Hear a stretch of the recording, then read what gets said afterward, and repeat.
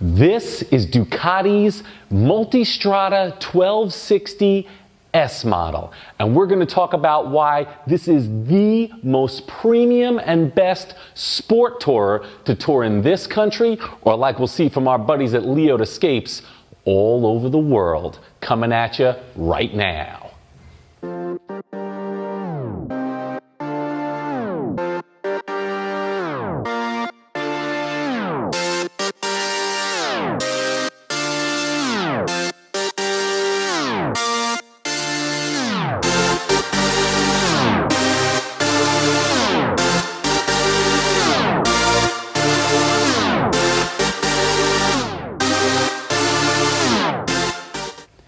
It's very bold calling something the best sport tourer on earth, but let me tell you, this one I think checks all the boxes. You have damn near unlimited power, incredible comfort for what you're doing. It handles like a scalpel carving up any road, and stable on the highway, plus passenger accommodations are luxurious. Big old seat here in the back with bags. The S model comes with Ducati bags, and you can add a top case, bring all your stuff and your friends with you. Plus, like we're about to hear from my man Cat over at McLeod Escapes, this is his vehicle of choice to tour around the Alps of Italy, the back roads of Italy, and all those 1,000 curved roads through the mountains all over the world. Listen guys, this is definitely where it's at. Moving right along. Now, before we continue going into the tale about the little details about this bike, I want a quick shout out to my boys over at Gold Coast. Thanks again for giving us this machine and letting us use all your toys to talk about them. And now I want to hear from the man himself, Mr. Cat McLeod of McLeod Escapes, an international motorcycling tour company. And we want to hear from him, who's logged tons of hours in this country, the United States, and all over the world on this Multistrada 1260 S. Cat, lay it on me, brother. Hey, this is Cat with McLeod Escapes. I run motorcycle tours with Track Time on Moto GP circuits all over the world. Matty knows because he's ridden with us in Italy and he's ridden with Jello. He knows I ride bikes all over the world, lots of different types, but today he wants me to tell you about what I think of the Multistrada 1260 and 950. I got a little video here from Italy, so let's have a look at that, and I'll tell you about these bikes. At its core, the Multistrada is designed to make road riding in the real world fun. The real world is not designed like a racetrack. It's tighter, it's bumpier. You're going to be riding it for longer than a 30-minute track session. So that long suspension and upright seating position makes for all-day fun on the road. Plenty of bikes fit into this category now, so how do the 1260 and the 950 compare? First, the big 1260. I ride the latest model of this bike every year in Italy. Not just some pampered press launch for a few days, mind you. I'll be leading a tour from the seat of one of these things. Refinements come each year, but mostly what they do is make this bike easier to ride, and easier to ride fast. The big 1260 is much more like the BMW S1000 XR than the BMW 1250 GS. Those are the other machines I ride a great deal while leading tours. I love the XR, but it will only fit tiny passengers. The latest 1250 GS? I just rode it in Spain and it's really good, but it's still a GS. This is very much a different design philosophy than the Ducati Multistrada. To me, the question of which bike is best comes down to, well, what's this bike going to be used for? So what's the Multistrada 1260 good for? I think it's the best sport touring bike for couples on the street. I know that's a big claim, but I mean it. The combination of engine, handling, all-day comfort for both rider and passenger, it's the best two-up machine out there. I wish I could get it for more of my clients in destinations beyond Italy. So what about the Multistrada 950? What's it good for? I think the 950 is the real sleeper bargain of the Ducati lineup. It always gets overlooked when it's next to its big brother. When it's just me in Italy and I don't have a passenger, I take the 950 over the 1260 every time. On the tight, twisty roads, I don't need more power. The 950 is plenty. It's almost easier to manage. I also prefer its 19-inch front wheel versus the 1260's 17-inch front wheel. That 19-inch front gives you more rubber up front, which is really good if you do a lot of trail braking like I do. So if you aren't carrying a heavy passenger around all the time and you're doing mostly tight curvy roads or suburban commuting, the 950 is a fabulous machine. So what don't I like about this bike? Well, geez, I think over the years the Multistrada has gotten too refined. It's too smooth. It's too easy to ride. I can ride these new bikes faster than my old 2010 Multi, but I kind of miss the raw punch, particularly the engine that I get out of the 2010 Multi. But again, that's probably nitpicky. These bikes are more powerful, faster, smoother. The electronics user interface is always a pain. I always have to relearn it every time I go back to Italy. But again, probably nitpicky. So remember, it's not just about the bike, it's also the rider. So please, invest in yourself. Get some rider training at the racetrack, and if you've ever dreamed of riding a Moto GP circuit, well, now you know who to call. Cheers. So building on what Cat said, I just want to be super clear. His tours are amazing. I went on his Italy tour. I rode the back roads to Mugello, which is the most incredible racetrack I've ever been on. I've hit almost all the ones in the United States. And let me tell you, man, a Moto GP track in Italy was amazing. Here's a picture of me being excited at the track. And then here's a picture of me riding on that track. Yeah, that was real. That happened. It was amazing. I touched down a knee puck on a curve on Mugello in Italy on a Ducati. Yeah, I don't know what else you could say. So back to the bike. Building on what Cat said, let's talk about its competitors. First up, BMW's XR, their S1000 Superbike engine, upright riding position. Seems like it would be very similar to this, but it's not. It's smaller. The engine I'll even say is a little bit smoother, but it just doesn't have the same excitement that this has. This is really, it's a scalpel. It's amazing. That's more of a tool. This is definitely more of a fun toy. And passenger accommodations, just not the same.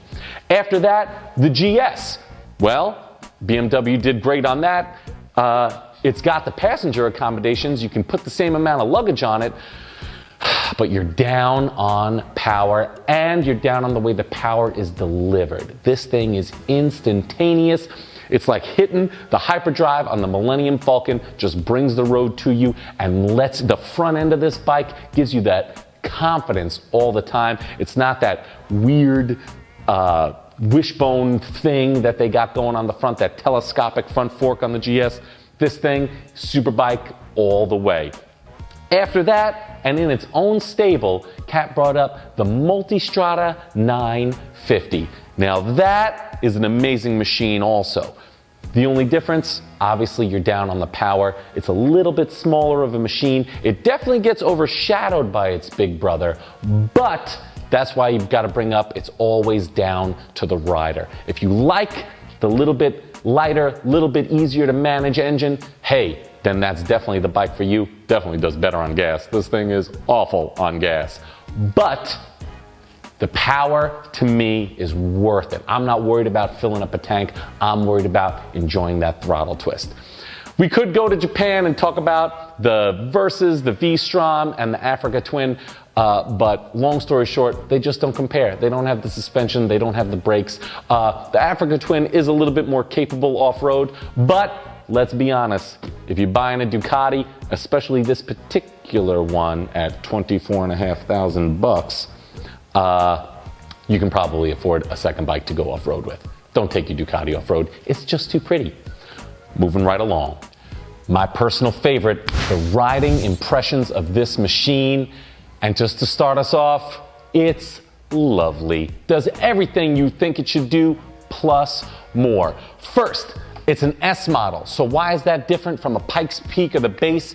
Most notably is that electronic suspension. Now, when I first got on it, of course, first thing I did was set it to maximum. The hardest front end, the hardest rear. And after riding it for a little bit, I realized, you know what? I love a nice tight set of front forks. The brakes, those M50 calipers right off the Panigale V4 will stop you on a dime. So for me, the front end feel was great in super hard mode, but the rear kept chattering and bouncing around, and every time I hit a bump, which roads in the United States are almost as bad as the ones in the UK, we're really getting pretty bumpy out there. It was super miserable, and I was like, you know what? Let's mess with it.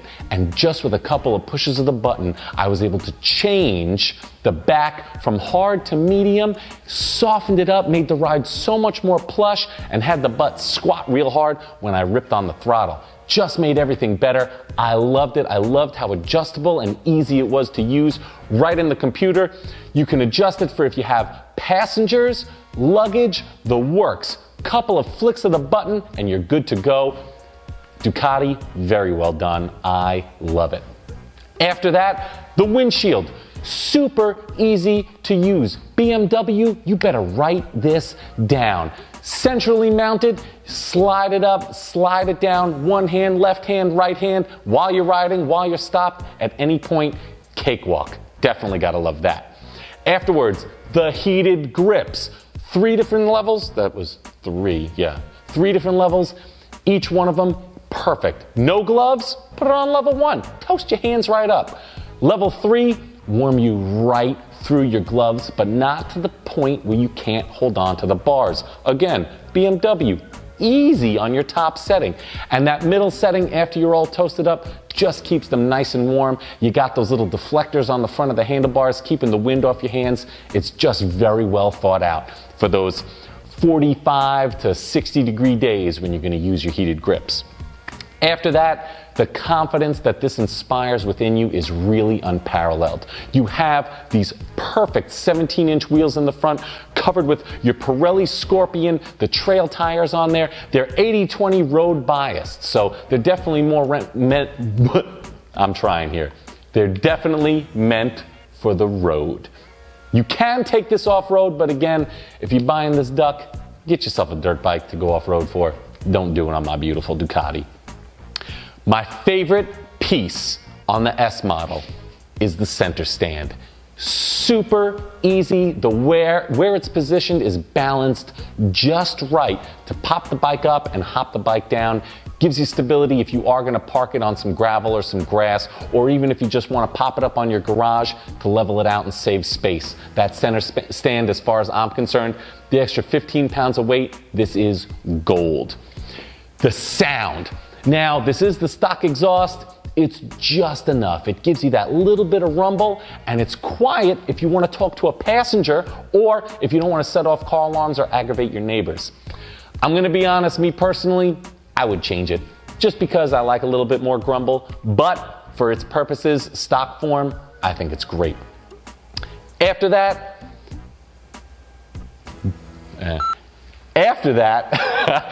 this is in all functions an upright sport bike. You have the power, you have the handling, you also have beautiful bars that are just where you want them to be to keep you comfortable while you're riding. You have the windscreen.